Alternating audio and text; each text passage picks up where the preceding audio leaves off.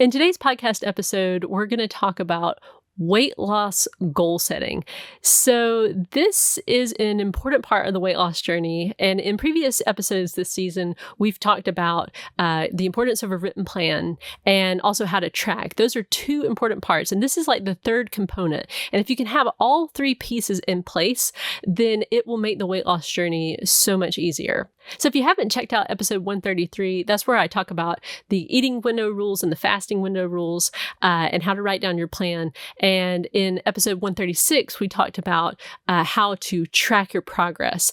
So give those a listen if you missed those. And I've got a worksheet available on my website, 6milestosupper.com/freebies, where you can download a goal setting guide. So if you want some help with this and you just want something to print out and just fill in the blanks for, you can get that on my website for free. So let's talk about the qualities of a good goal. Now, if you listen to any video out there, any kind of speech about goal setting, you're going to hear people talk about SMART goals. And I think it is very helpful to apply this to a weight loss goal with a few little exceptions and nuances.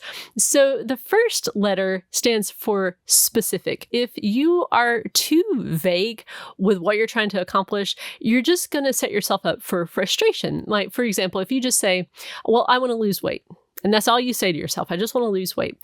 Well, then how do you know when you're actually succeeding, when you're actually, making progress towards that goal? I mean, is it okay to just lose 1 ounce and then you're done? Or what are you actually aiming for? So it's good to be specific. But here's the thing about being specific when it comes to your goal weight.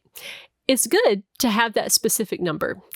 But it is arbitrary. No matter what number you pick, you're going to know on some level that was just a made up number that I picked. And it doesn't really matter. Like if you say, okay, I'm picking 155.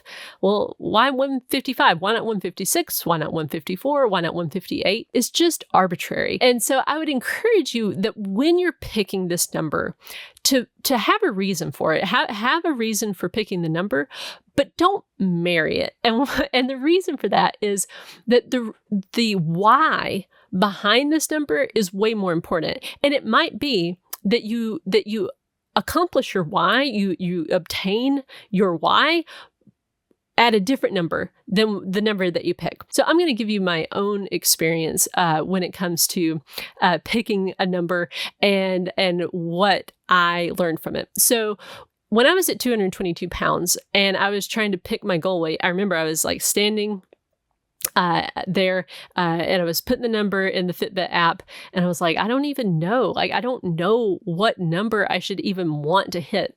And so I thought in my head, at first I thought 142. And for a while I did have that as my goal.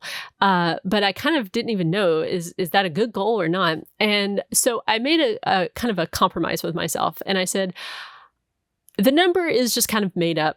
But what I'm really trying to obtain is I want to be able to keep up with my kids and I want to feel comfortable in my own skin. And if I find that I get to that place before I hit that number, I'm going to stop. And so what that looked like for me was I was getting down and I got into like the 150s and I got to like 157. And I really felt good there. I felt good in my own skin. I had lots of energy. I could keep up with my kids. I felt self-confident. When I actually went to the store and bought clothes, I didn't cry in the dressing room. I felt good. I felt good. And I was in the holiday season was like coming upon us. And I said, I'm stopping right here. I'm going to see if I can maintain this and then I'll reevaluate. And I ended up deciding to lose a bit more weight. Like in 2017, I'd started the YouTube channel and I said, I think I need to lose a couple more pounds because I was a few pounds overweight according to BMI. And so I got down to like 142. That initial goal that I had kind of thought to myself that was a good goal, I achieved that. But here's what I found. My experience was that going from from 222 down to 158 or 157 made a huge difference in my life and how I felt about how I looked, about where I was in life. Things were majorly different for me.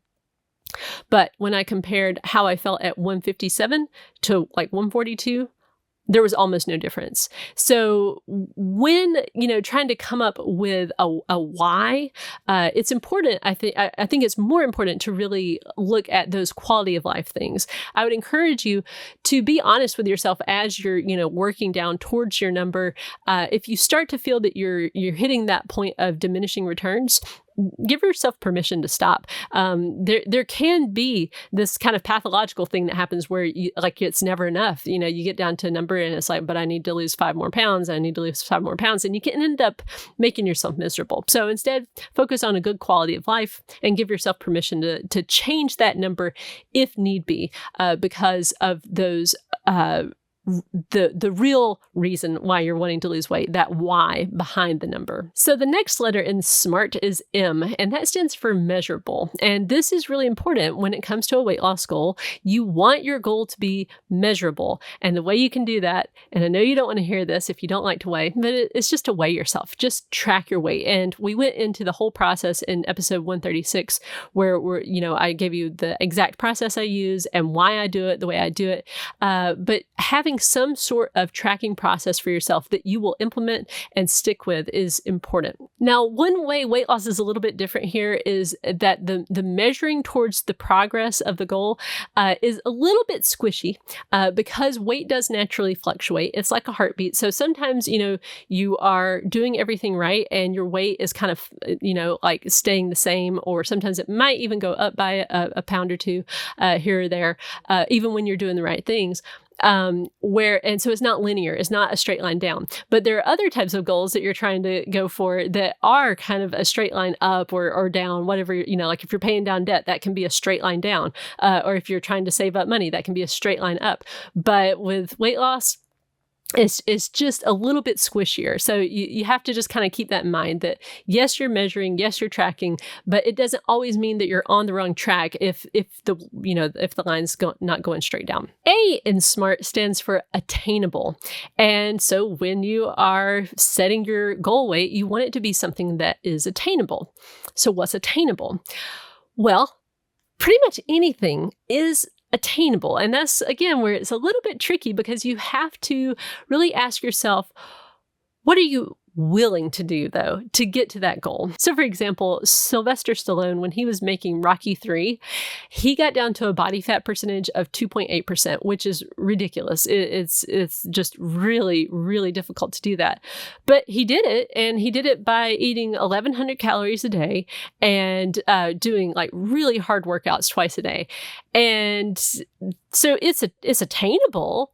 But are you going to be willing to do that same kind of thing to get down to, a really low body fat percentage, which, by the way, is probably not a good idea. Many times those types of diets and exercise regimens and getting down to a really low body fat percentage can actually be dangerous for you on like from just a mental health standpoint and also from a physical health standpoint. So just be aware of that. Now, the R in SMART stands for relevant.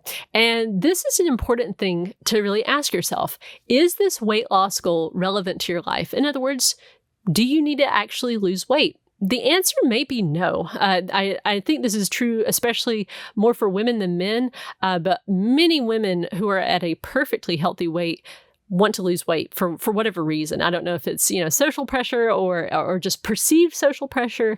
Those were things that were true for me. But the point is, you want to make sure that losing weight is important to you, that it actually is something you should be doing. I think a great place to start, if you're kind of like, I don't even know, is the body mass index. You can just put your numbers into a BMI calculator and then see, are you at a normal weight, or are you, overweight, or are you obese? And then that can help you kind of make that decision if you're having trouble just being objective with yourself. But if it's something where, maybe you just feel kind of a pressure to do it because other people are like making comments, or you kind of feel like there's this pressure on you to lose weight, I would say maybe hold off. Like just wait until you feel ready to lose weight. Because I've done that before. I've felt kind of like, well, I think this person wants me to lose weight, so I should do it because they're, saying that I should. And I never really had much success. There was a lot of frustration and resentment that happened when I was doing that. But when I actually wanted to do this for myself, I had success. Now we come to T, which is time bound. This is something that, is so common in goal setting. They say, always have a deadline, always, make sure that you've made it time bound, because otherwise it won't get done. And I can definitely see the wisdom in having deadlines for a lot of different types of goals. However, weight loss, I think, is different. And here's why. There are types of goals that you can set where you can do a temporary kind of behavior and it leads to a permanent result. So for example, like let's say you say, I want to get the first draft of my novel done and I'm going to do it by May 1st. And that's just how it is. I have that deadline. You're probably going to procrastinate if you're like me, but once you get close to that deadline, you're going to, if you're serious about it, you're going to start doing unsustainable things in order to hit that goal. And that can actually be a good thing. Like if you're staying up till like 3 o'clock in the morning, you're like, I've got to get this done. And you pour that effort into it and then you accomplish the goal. That's great. You did it. And then once you've done it, it's there. Like that can never be taken away from you. Like you will always know that you did that task and that you hit that deadline and that draft's going to be there. And then you can start getting sleep again and nothing bad happened because of that. On the other hand, with weight loss, if you set a deadline for yourself and then you start doing unsustainable things, you go on that crash diet and everything to get yourself down to that goal weight, maybe, you hit the deadline, but you've done unsustainable things. You've done these temporary behaviors that you cannot stick with.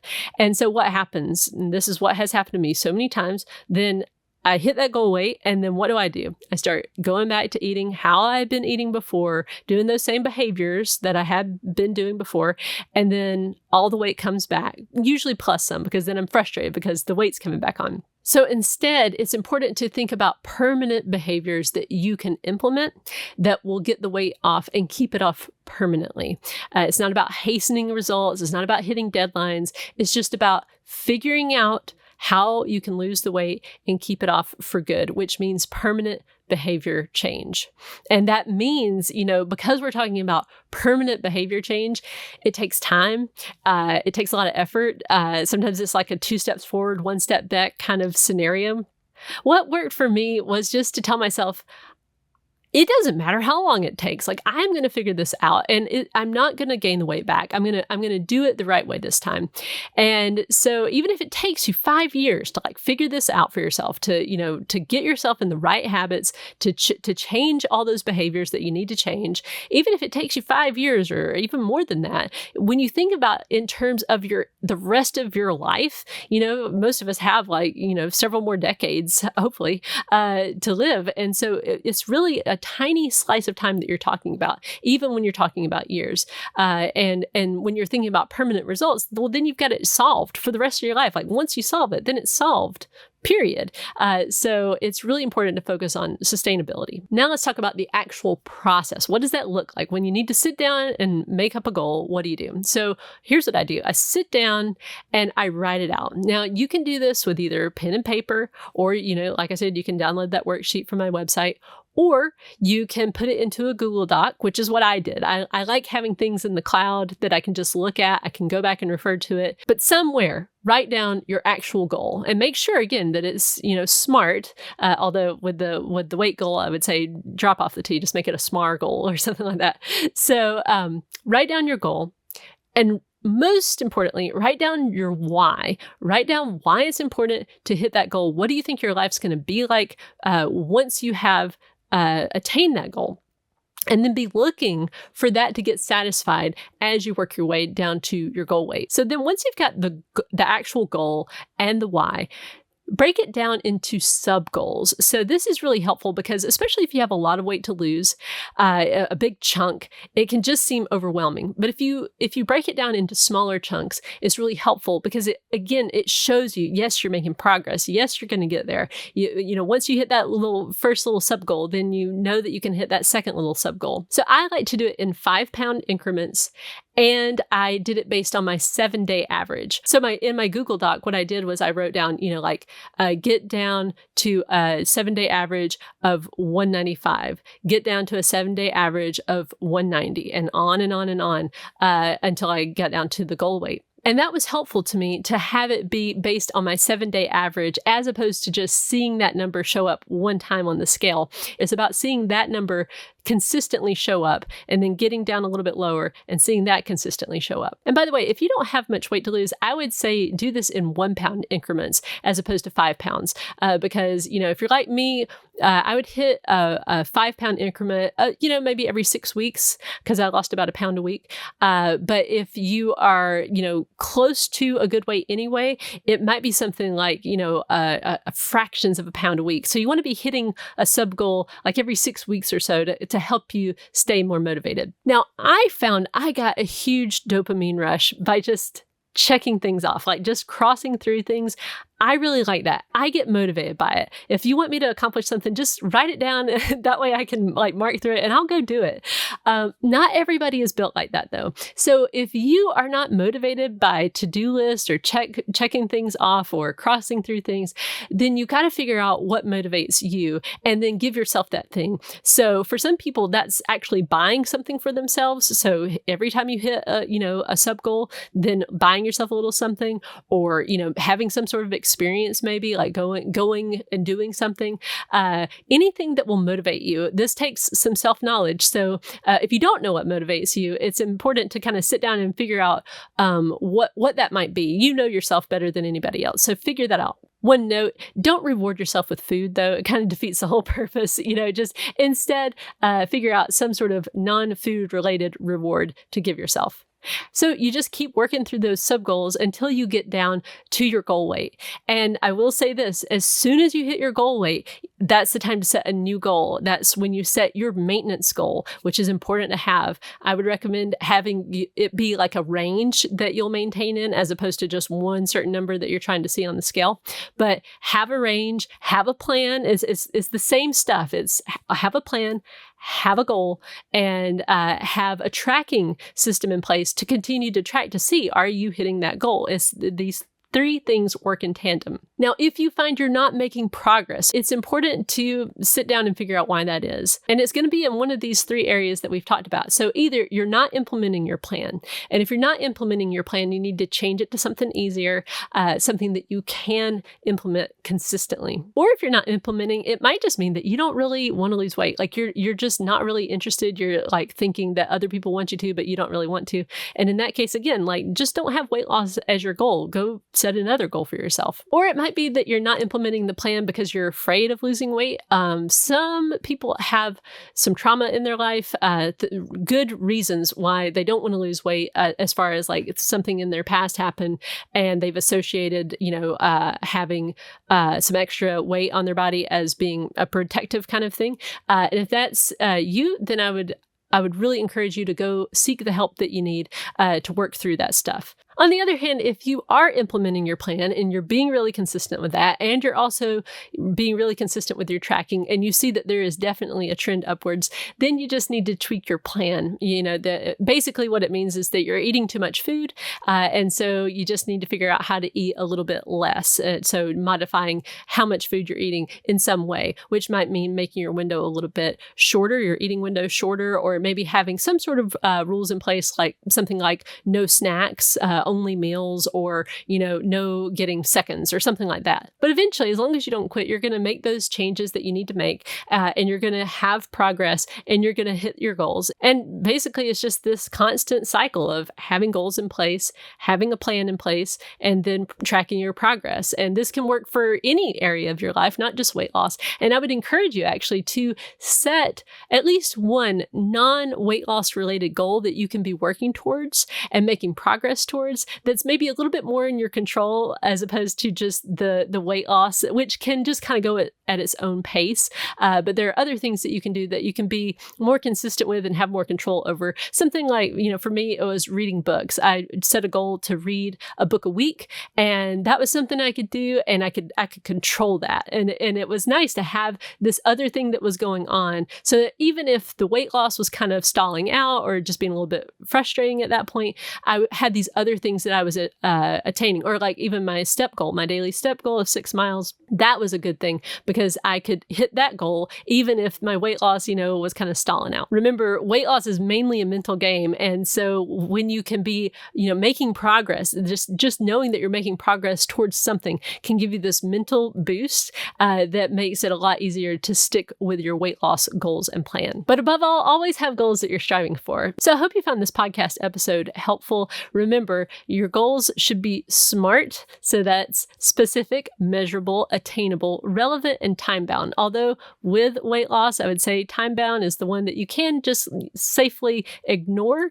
Although you do want to be, constantly trying to make progress towards that goal. And remember, the process of making a goal is really simple. You just sit down, you write down what your goal is, why you're wanting to obtain it, and then break it down into sub-goals. And then have some sort of system in place to measure whether you are making progress towards that goal. Thank you for joining me in this podcast episode, and I'll see you in the next one.